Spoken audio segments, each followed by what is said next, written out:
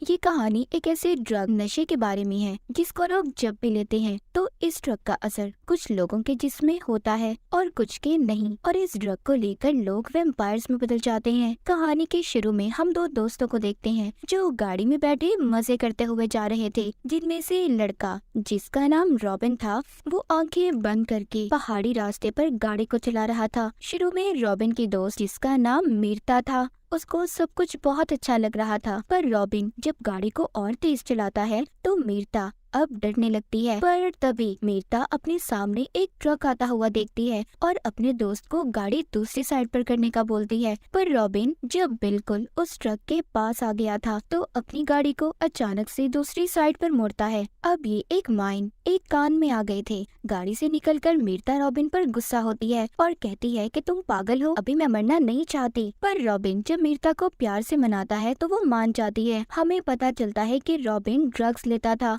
वो यहाँ पर भी ड्रग्स लेने वाला था। मीरता जब ये देखती है तो जिद करती है, कहती है मैं भी इस ड्रग को लेना चाहती हूँ। पर रॉबिन उसे कहता है, मीरता देखो मेरी जान, ये ड्रग्स बहुत अलग है, खतरनाक भी, इससे तुम्हारा दिमाग भी फट सकता है। मीरता रॉबिन से वादा लेती है कि ये ड्रग लेने के बाद तुम कभी भी इस ड्रग को नहीं लोगे, क्योंकि वो उससे बहुत ज्यादा प्यार करती थी और साथ ही रॉबिन के साथ जीने मरने की भी कसम खाती है। फिर जिसके बाद दोनों उस ड्रग को अपनी आंखों में डाल लेते हैं। उस ड्रग को लेने के बाद उनकी आंखों से काले रंग का लिक्विड निकलने लगता है। रॉबिन उससे कहता है हम दोबारा फिर मिलेंगे। अगले सीन में हमें दिखाया जाता है कि मीरता और रॉबिन की लाश हॉस्पिटल में पड़ी थी, जिसको बाहर खड़े मीरता के मॉम डैड देख रहे थे और अपनी बेटी की मौत से बहुत ज्यादा दुखी थे। इसका मतलब ये था कि उस ट्रक को लेने के बाद दोनों की मौत हो चुकी थी, दोनों मर चुके थे। पर यहाँ पर हमें पता चलता है कि रॉबिन की लाश को लेने कोई भी नहीं आया था और सब कसूरवार मीरता की मौत का रॉबिन को ही समझ रहे थे। फिर जिसके बाद हमें एक कब्रिस्तान दिखाया जाता है जहाँ पर मीरता और रॉबिन को दफन किया गया था। उनके साथ ही और भी टीनेजर्स जवान लड़के लड़कियों की कब्रें थी। उनकी मौत भी इसी ड्रग को लेने की वजह से हुई थी। तभी मीरता की कब्र से आवाज आती है और अचानक से वो अपनी कब्र तोड़कर बाहर आ गई थी। थोड़े वक्त के बाद सांस लेने के बाद उसे पता चलता है कि वो दोबारा से जिंदा हुई है। उसकी कब्र के सामने रॉबिन की कब्र भी थी, जिसको देखकर मीरता बहुत रोती है, चीखती है, चिल्लाती है और फिर थोड़ी देर के बाद अपने घर के लिए निकलती है। जब ये रास्ते से जा रही थी तभी ये एक गाड़ी को देखती है जिसमें कुछ दोस्त बैठे थे और मजे कर रहे थे। ये सब देखकर मीरता अपने पास्ट माजी को सोचने लगी थी। तो यहाँ से कहानी हम मीरता की पास्ट की देखते हैं। जब वो कॉलेज में थी एक दिन कुछ लड़के उसे तंग कर रहे थे, तभी उसने पहली मर्तबा कॉलेज में रॉबिन को देखा था। तो उसकी दोस्त से उसे पता चलता है कि रॉबिन पर कॉलेज की सारी लड़कियां फिदा हैं। रात को जब ये अपनी दोस्त के साथ क्लब में जाती है जहाँ पर मीरता की दोस्त पर एक लड़का जानबूझकर शराब को गिरा गया था, जब उसकी दोस्त खुद को साफ करने बाथरूम में जाती है तभी इसकी नजर फिर से रॉबिन पर पड़ती है, जिसको देखकर मीरता मुस्कुराने लगी थी। रॉबिन भी उसके पास आ रहा था,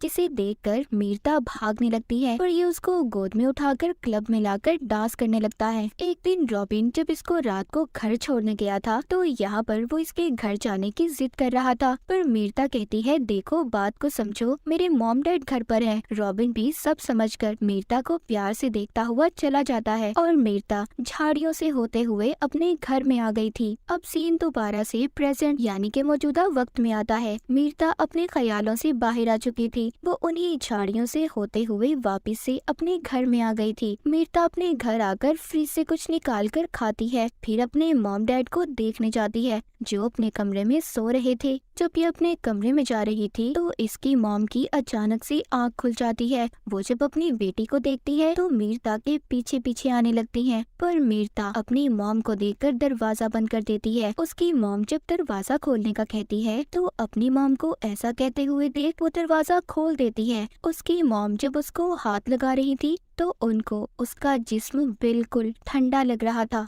यहीं पर मीरता के डैड भी आ गए थे, पर मीरता अपने डैड की आवाज सुनकर अपने घर से भाग जाती है। उसके डैड जब उसके कमरे में उसकी मॉम को देखने आते हैं तो उन दोनों को अब ऐसा लग रहा था कि मीरता उन्हें अपने ख्यालों में दिख रही है। मीरता भी अपने घर से भागकर जंगल में आ गई थी। यहाँ पर एक ग्रुप के लोग उसे अपने साथ लेने आए थे और उसे कह रहे थे कि हम तुम्हारी मदद करना चाहते हैं, पर मीरता उन्हें देखकर पेड़ पर चढ़ जाती है। फिलहाल कुछ वक्त के लिए मीरता उन लोगों से बच गई थी, जिसके बाद वापिस से ये अपनी कब्र पर जाती है तो उसे अपने हाथों की नसें काली होती हुई नजर आ रही थी। ये स्याही उसके पूरे जिस्म में फैल रही थी। मीरता परेशान हो जाती है, जिसके बाद वो एक स्टोर पर आती है। वहाँ के बाथरूम में जाकर जब ये खुद को देखती है तो अब इसकी आंखें भी काली पड़ चुकी थी। वो स्याही इसके पाँव पर भी फैल चुकी थी और अब इसके नाखून भी अलग हो रहे थे। जब ये स्टोर से बाहर आती है तो एक क्लब में चली गई थी, जहाँ पर इसको एक इंजीनियर मिलता है जो इसके साथ घुलने मिलने की कोशिश कर रहा था। यहीं पर क्लब में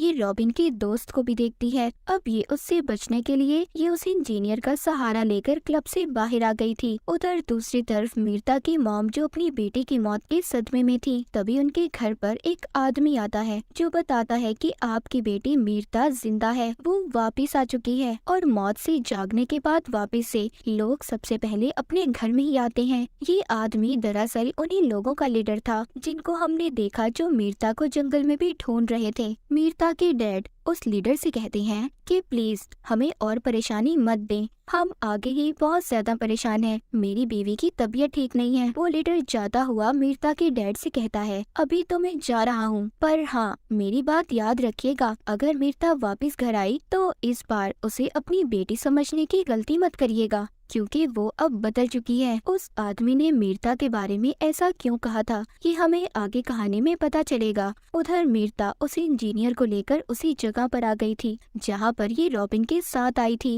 इंजीनियर उससे बदतमीजी करने की कोशिश कर रहा था, पर उसे ये करना नहीं चाहिए था। मीरता उस इंजीनियर की गर्दन को काट कर किसी भूखे जानवर की तरह खा रही थी। इसकी आंखें भी काली पड़ चुकी थी। ये उस इंजीनियर को खाने के बाद मीरता एक दुकान पर आती है और वहाँ से एक फोन को चुरा लेती है। हम देखते हैं कि टीवी पर उसी इंजीनियर के कत्ल की खबर चल रही थी। ये फोन चुराने के बाद अपने डैड को फोन करती है, पर कुछ भी नहीं बोल पाती। रात को ये अपने घर आ गई थी जहाँ पर वो रॉबिन के साथ रहा करती थी। वो पहले अपने कपड़े बदलती है और फिर सोफे पर लेटकर रॉबिन के साथ बिताए हुए लम्हों को फिर से याद करने लगती है। तभी इसके बाद इसके डैड भी आ गए थे जो नहीं जानते थे कि मीरता यहाँ पर है। वो अपनी दोस्त के साथ थे। वो उसे बता रहे थे, मैं जानता था मेरी बेटी यहाँ पर रॉबिन के साथ आकर रहती है और ड्रग्स भी लेती है, लेकिन मैंने फिर भी इस घर का किराया दिया, जिसका मुझे आज भी दुख है। मीरता के डैड की दोस्त उसके डैड को समझाती है कि इसमें तुम्हारी कोई गलती नहीं है, और ये कहकर जब ये कमरे से बाहर आती है तो मीरता उसे पकड़ लेती है और उस पर हमला करके उसे भी उसी इंजीनियर की तरह खाने लगती है, क्योंकि मीरता ने उस लड़की को अपने डैड को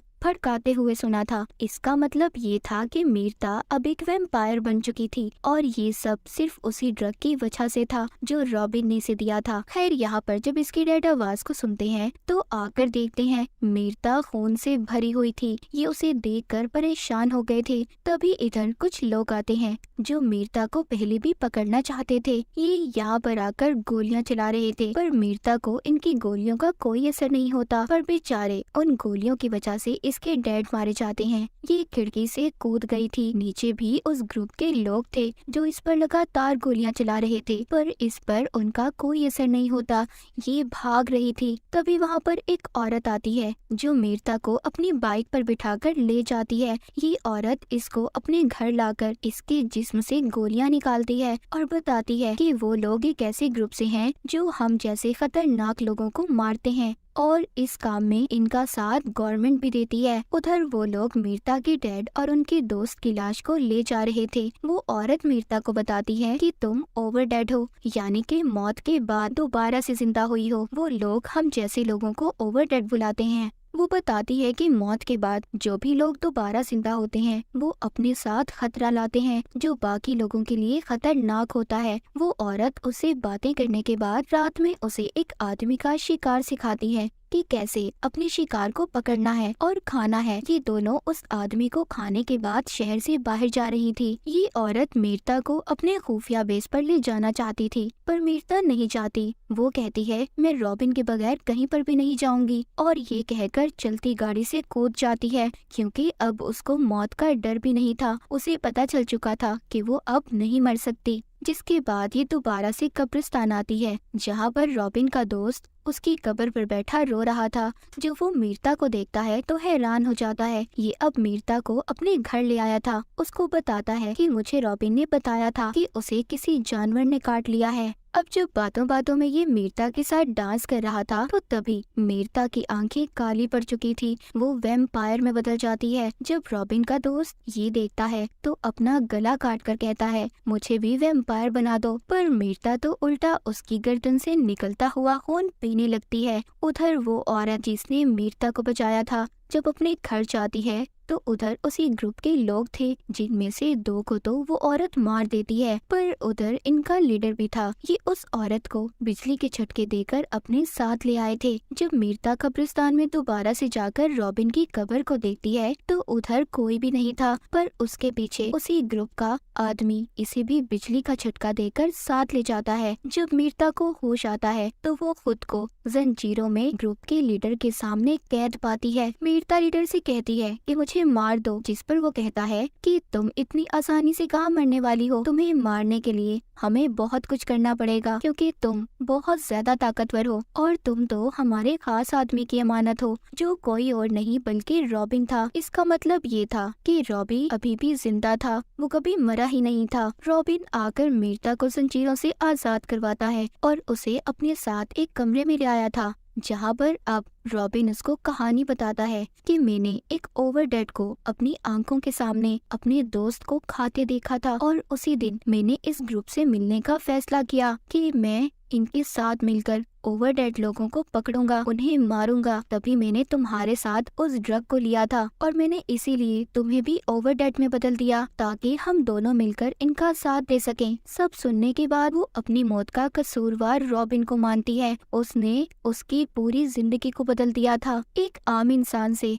उसे एक इंसान खाने वाला हैवान बना दिया था। ये सब सोचकर उसे नींद नहीं आ रही थी, इसीलिए वो अब इस कमरे से बाहर आती है जहाँ पर बाहर आकर ये उसी औरत की चीखने की आवाजों को सुनती है जिसने इसकी मदद की थी। ग्रुप का लीडर उसको बिजली के झटके देकर मारने की कोशिश कर रहा था। मीरता उस कमरे में आकर लीडर पर हमला करके उसे बेहोश कर देती है और उस औरत को बचा लेती है। जब ये उस औरत को बचाकर जा रही थी तो रास्ते में इन्हें दोबारा से ग्रुप के लोग मिल जाते हैं। ये दोनों को वापस से पकड़ लेते हैं। इससे पहले ये इन दोनों को वापस ले जाते तभी यहाँ पर मीरता इन सब को मार देती है। पर देखते ही देखते वहाँ पर और भी बहुत सारे आदमी आ गए थे। मीरता उनका भी बड़ी ही बहादुरी से मुकाबला करती है और उन्हें भी मार देती है। जब ये बाहर आकर गाड़ी में बैठने लगती है तभी वहाँ पर रॉबिन आ जाता है जो कहता है, क्या कर रही हो? ये मैंने तुम्हें एक तोहफा दिया है, तुम्हें ऐसा अपने जैसा वैम्पायर बनाकर। मीरता रॉबिन का गला पकड़कर कहती है, तुमने मीरता का खून कर दिया है और मैं अब मीरता नहीं हूँ। वो उसको बिजली का झटका देकर वहाँ से उस औरत को साथ ले जाती है।